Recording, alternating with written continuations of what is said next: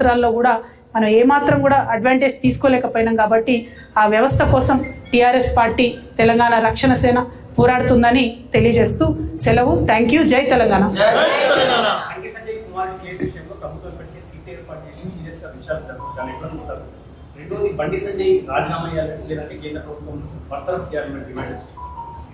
అంటే రాజీనామా బర్తరఫ్ అనేది ఏదైనా ప్రూవ్ అయితే వేరు విషయం.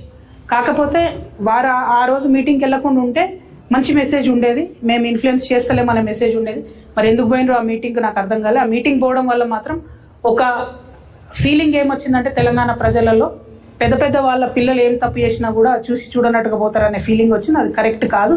దాన్ని సవరించుకోవాల్సినటువంటి పరిస్థితి ఉన్నది. ఈ రాష్ట్రంలో ముఖ్యంగా డీజీపీ సివి ఆనంద్ గారికి నేను డిమాండ్ చేస్తున్నా, తక్షణమే బండి సంజయ్ గారి కుమారుడు, అబ్బాయి పేరు చెప్తలేను ఎందుకంటే పాలిటిక్స్లో లేడు, పాలిటిక్స్లో లేని వాళ్ళ పేర్లు తీయాల్సిన అవసరం లేదు కాబట్టి బండి సంజయ్ గారి కుమారుడి పేరు మీద మీరు దయచేసి లుకౌట్ నోటీస్ ఇచ్చి మీరు సీరియస్ ఇన్వెస్టిగేషన్ చేస్తారనే విషయాన్ని ప్రజలకు అర్థమయ్యేటట్టు చేయాలని చెప్పి మేము డిమాండ్ చేస్తాం.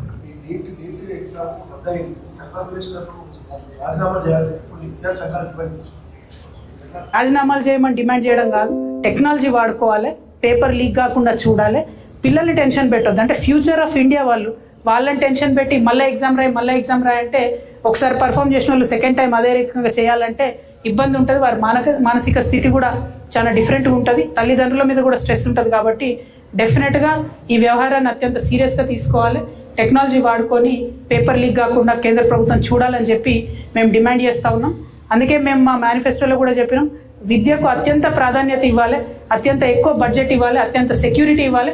కానీ అది దేశంలో జరుగుతలేదు, రాష్ట్రంలో జరుగుతలేదు. ఈ విషయంలో మాత్రం సంపూర్ణంగా కేంద్ర ప్రభుత్వ వ్యవహారాన్ని మేము ఖండిస్తూ ఉన్నాం. Thank you.